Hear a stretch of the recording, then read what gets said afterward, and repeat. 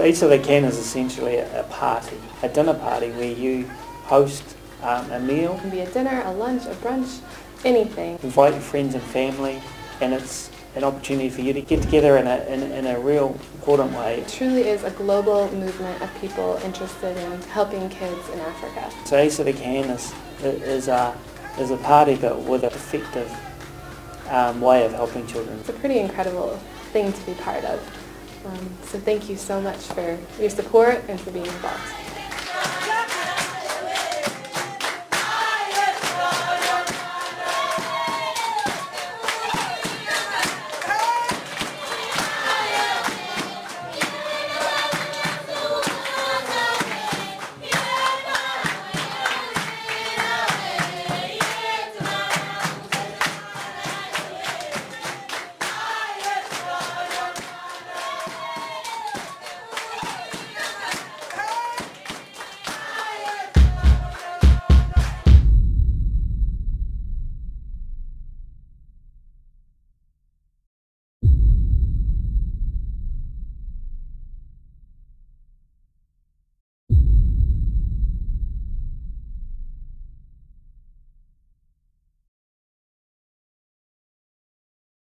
So welcome to Eat So They Can, the DVD that will show you and tell you a little bit about the story of how things started and how you as a host can make a difference and contribute to the children that we're trying to help in Africa.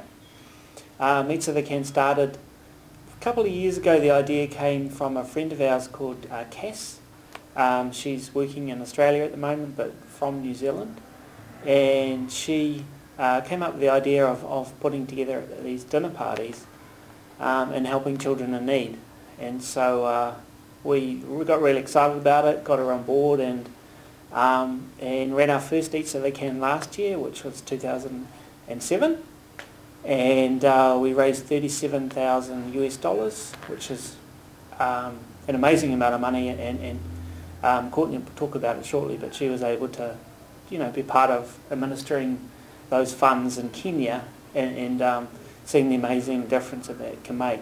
And so this year we set bigger targets. We set a target of raising $100,000 US, and we're just really thankful for people like yourselves for hosting a dinner and having your friends around and having a great time, but contributing to a fantastic cause.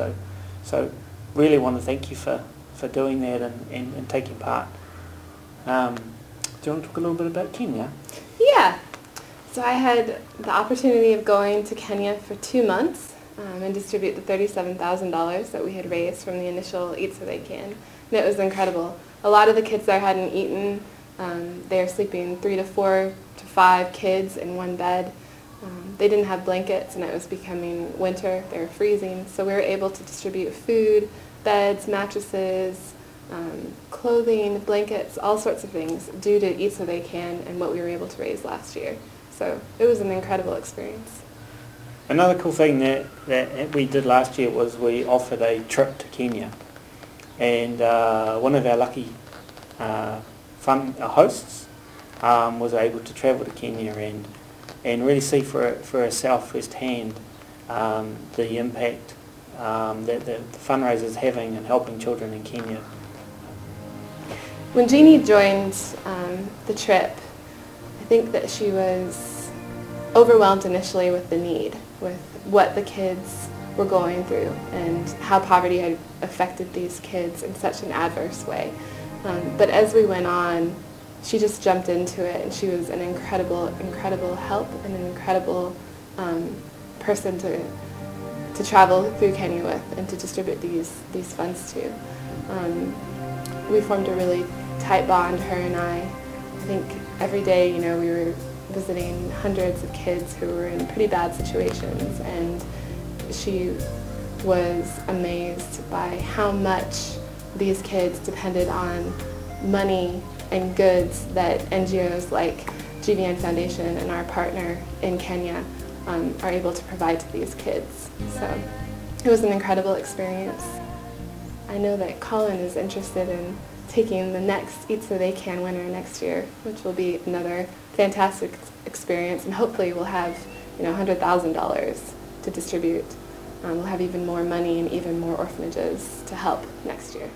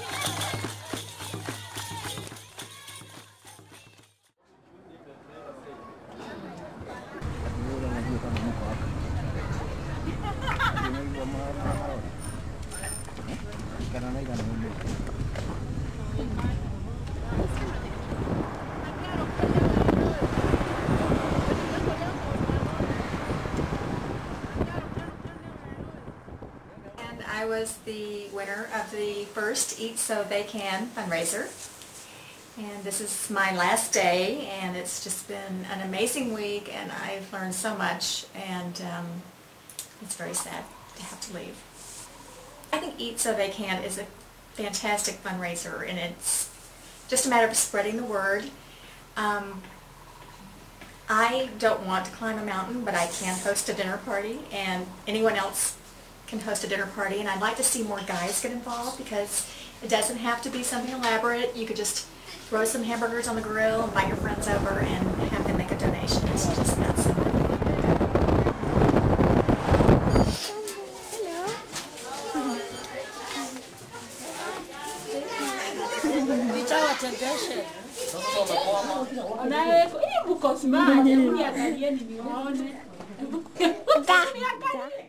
Raise as much money as you can because there are so many projects that need to be addressed, and so many of them require large sums of money.